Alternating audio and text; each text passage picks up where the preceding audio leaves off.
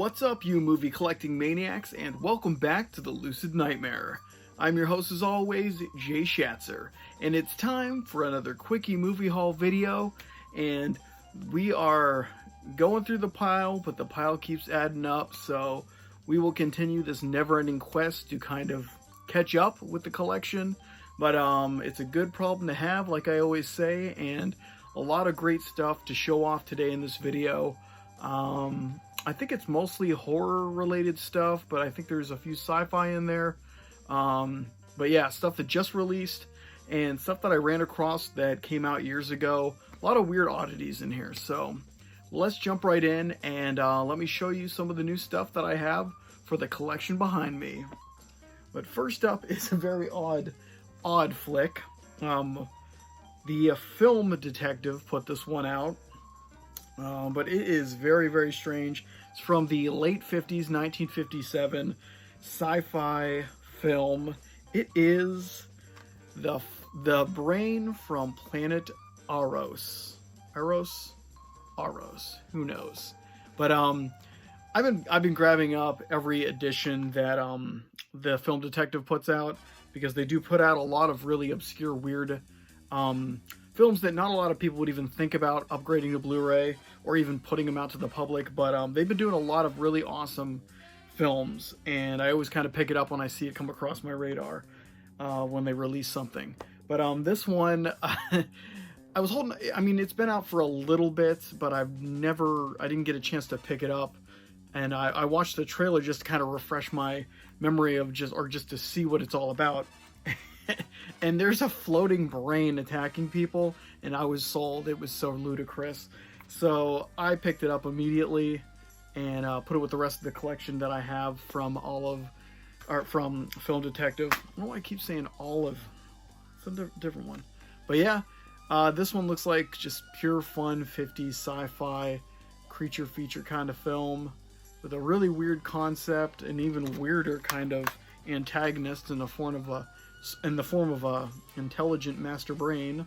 But really awesome stuff from the looks of it, and I'm really looking forward to checking it out, because I can't get enough of the 50s and 60s sci-fi films. And yeah, this one looks right up my alley, and interested to see what it's all about. And I will probably put a review up on it, because these are always fun to put together and kind of put out there for you guys. But yeah, the brain from planet Eros, first time in the collection. I've never seen it before. But let's move it on to something. I caved and bought this. I said this was the last of the Vestron collections that I haven't picked up. And because I was so enamored by the dentist that I figured I would jump on this one right now. It's dirt cheap, and plus Christmas is coming, and why not watch some really crappy, horrible Santa killer flicks? And it is the Silent Night, Deadly Night collection with parts 3, 4, and 5. I have no expectations for 4 and 5. I'm just assuming it's going to be straight up shit. But 3, I have hopes that it's going to be somewhat entertaining. But I don't know. I've never seen these films before. And I know they're going to be coming across on a Monday movie night with the guys. We'll be watching these ones probably around Christmas time. But I finished the Vestron collection, and I mean, it's kind of stupid not to, since it's so dirt cheap, but yeah, I'm hoping I find at least something worth $11 in here, but you never know. But I love Vestron, how they just put out a lot of these ones that, and especially these collection formats with the dentist in this one, and then I can't remember what other ones they've done, but with the collection format. But yeah, really love the company. I love how cheap these are now, because I remember a few years ago just getting Vestron films were pretty pricey, but now they've come down to a very reasonable price. You can even get it at Walmart now. But yeah, killer Santa flicks. I got nothing to say because I've never seen it, but interested to check them out. But let's move on to a movie. Well, this is a double pack of a Brazilian horror director who I guess puts out a lot of these things. I've only seen the one film. It's on Amazon Prime if you want to check it out. It's called Dark Sea. This one right here And it's actually pretty interesting and ambitious for its low budget. Very gory and over the top. Reminds me of a kind of a Brian Usna film, but infused with Brazilian culture. Very strange. It pretty much centers around a fishing community that kind of these two fishermen find a mutated fish creature thing, and it attacks them. Gets the one guy sick. He turns into a zombie, starts infecting the whole village, and then it all ends at this brothel that is overtaken by zombies, and the patrons inside, the strippers, start turning into zombies. It's got a weird mixture from dusk till dawn to it too, but very, very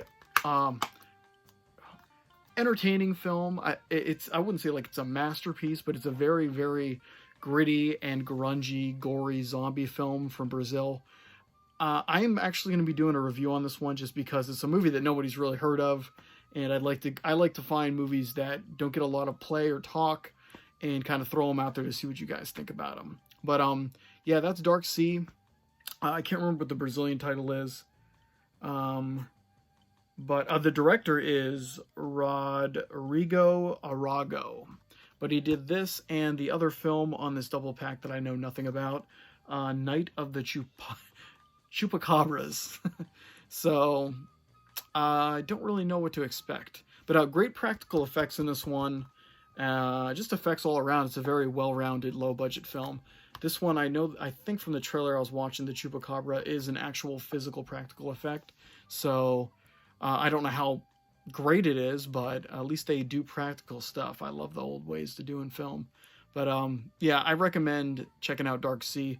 Definitely look it up on Amazon Prime, because I watched it maybe a week or two ago, so it should be still on there. But yeah, and stay tuned for the review on that one. But yeah, the collection, first time it's going to be in the collection, because I didn't even know it was available on Blu-ray, so I was kind of surprised I could find it on eBay. But up next is what is this? A Chinese? I don't even know who put this one out. It's an Asian movie. An Asian zombie film based off a manga, so I'm assuming it's a Japanese film.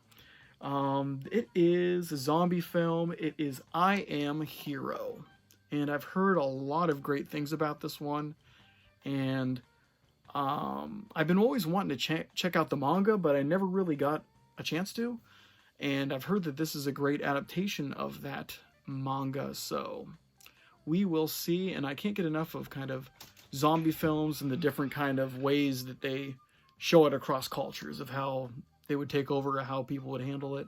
And I know this one's got a lot of creative flavor to it, so really looking forward to it to see what it's all about. But yeah, don't really know too much on the film. Upside down, I guess. Don't know too much on the film, other than it's based off of the manga, but looks like a lot of fun, great production, and like I said, I heard a lot of great things about it, so finally kind of ordered it to see what it's all about. I might actually check it out right after this video, but who knows.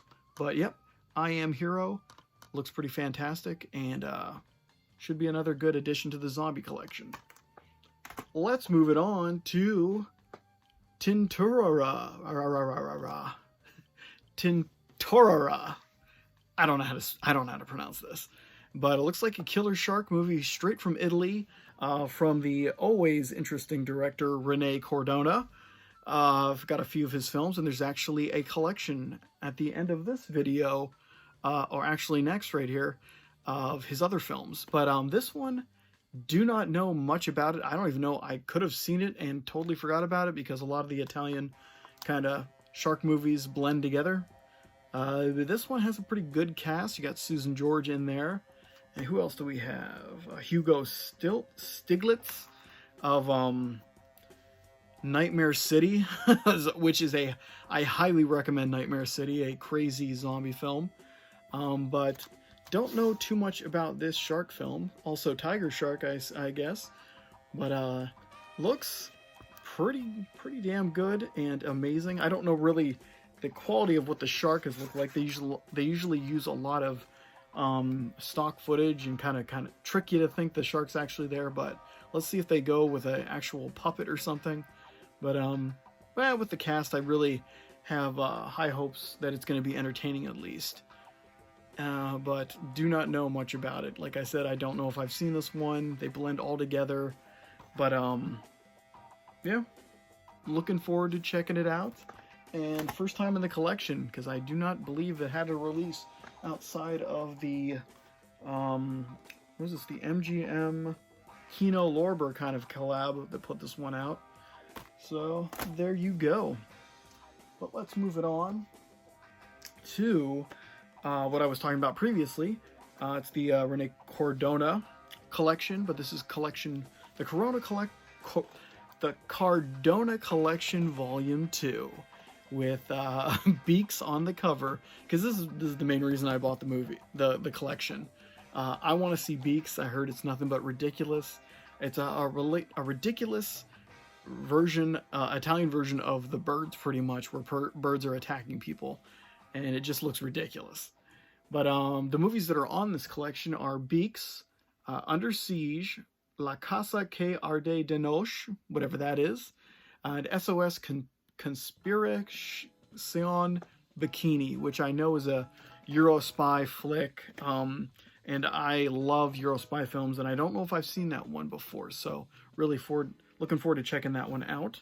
But as you can see, there is just a whole bunch of shit going on in this collage here on the back side.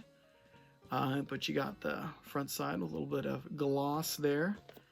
And then inside, you have some more art, just making sure it's YouTube safe. I think it is, don't see any nips. But we got crazy collage there. And the back side, I guess it looks safe. I mean, everything's covered. But a lot of stuff going on here, so busy design. And then you got this. I mean, how many slip covers does this thing need? But, yep. And then you got the collections in here. Got the good old Beaks. Then you got Under Siege, and then the SOS Bikini thingy. And then, last but not least, an Italian title I do not know how to pronounce, and I don't know what it means. But, and I have to say, I have not actually sat down and watched anything from Volume 1 of this collection series, because I just have too much crap going on. But I am watching Beaks immediately, because I've been wanting to check it out for a long time. And it's got the chick from Waxworks in it, the one who goes into the vampire display, so I'm looking forward to that, because she's always a favorite. But yep, the Cardona collection, Volume 2, put out by Vinegar Syndrome, an amazing distributor. But up next is another Vinegar Syndrome release. It's one I've been trying to get my hands on for a long time, but it's always been extremely pricey, and somebody was actually selling it for a pretty decent price on Facebook, on one of the groups I'm on. But it is, and I want to get it for the new year, because it is Bloody New Year. And I don't really know much about it. I know it's like an 80s slasher film, but aside from that, I have no clue what it's really like. But anything 80s and anything slasher, I'm pretty much sold, no matter how boring or mundane it is. But this one looks like it's going to be kind of goofy fun, and I'm always down for goofy fun. But don't really have anything much to say about this one, since I don't know too much about it. But Bloody New Year looks like bloody fun. It's a double pack with a Blu-ray and a DVD, and first time in the collection. But last and definitely not least is a really fun movie by a director that I'm actually a really big fan of. He's a Spanish director, but after watching his Extraterrestrial Visitors, I think it's called, movie, and just being a big fan of Pieces in general, the 80s slasher film, Juan Piquer Simon has been a favorite of mine. And this one's actually a more family-friendly kind of fantasy romp along the lines of H.G. Wells, because it deals with the center of the earth. But this is Journey to the Center of the Earth, put out by Severin in their Severin Kids, I guess, section. But movie's badass. Very, very weird and unusual. and the quality of the creature effects and just the world, the set pieces and locations, very, very inventive, very, I wouldn't say believable, but very fantasy filled, where it feels like this world is there. It's tangible, it's vibrant. The creatures are amazing in it, very practical, and just a lot of puppetry, and just, I said inventive a lot, but I'm going to say it again, very inventive. And I think I might have done a review on this one when I first started the videos on this channel. But I know I did a blog review on my blog for it years and years ago. But yeah, this movie is fantastic and fun. And I'm actually interested to check it out to see just the condition of the transfer.